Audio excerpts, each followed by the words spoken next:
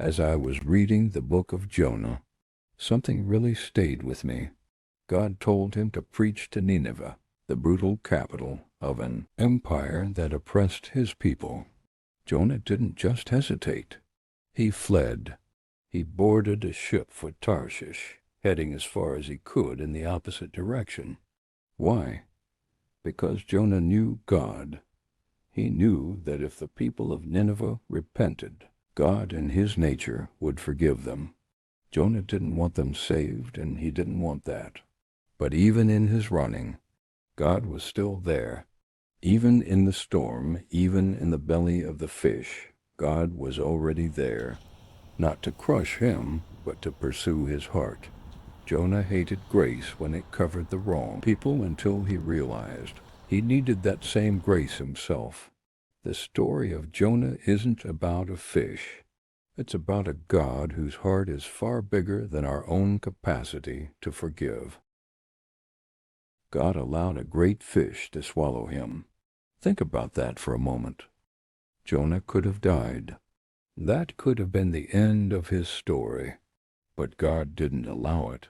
God preserved him in a place that felt dark, uncomfortable, and final.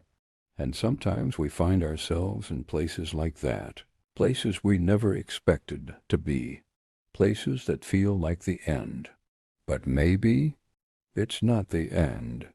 Maybe it's the place where God is trying to get our attention.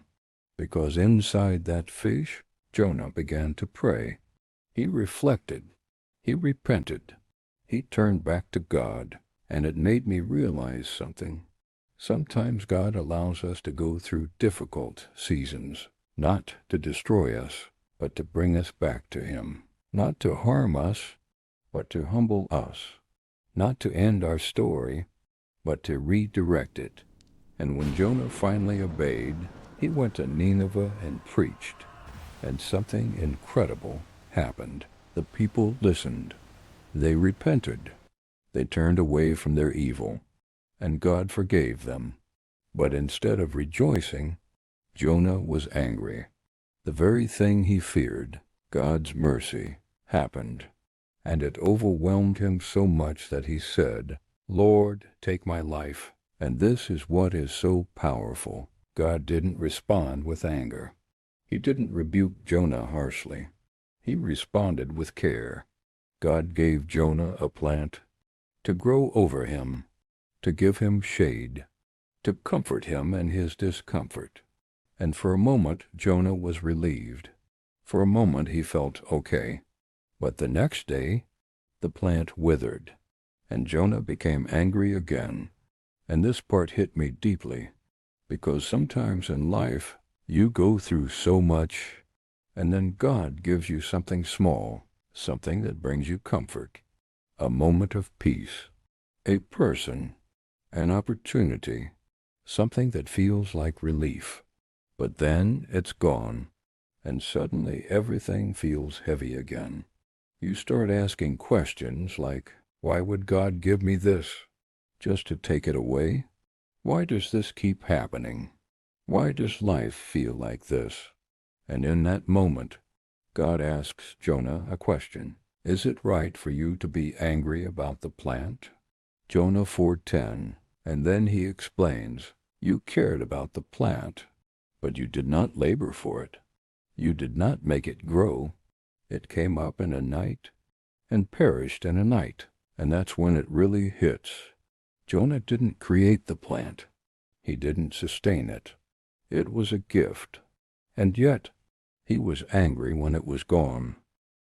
Honestly, aren't we the same? We get attached to things, our comfort, our plans, our shade, and when we lose them, we feel like everything is falling apart. But God is gently reminding us, what you're grieving is something I gave you, and I'm still good, even when it's gone. We came into this world with nothing, and we will leave with nothing. So why do we worry so much?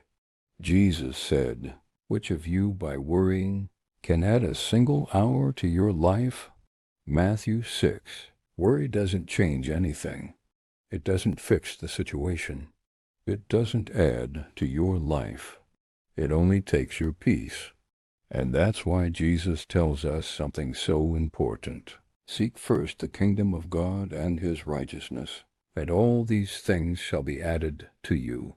Matthew 6:33. Seek him first, not comfort, not control, not temporary things.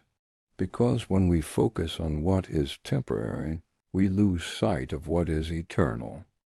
And maybe what you're going through right now is not punishment, but an invitation to come back, to trust him again, to seek him first. Because even when we don't understand him, he is still good. Even when life feels uncertain, he is still faithful. Even when things come and go, he is still constant. And even in your hardest moments, he is still taking care of you.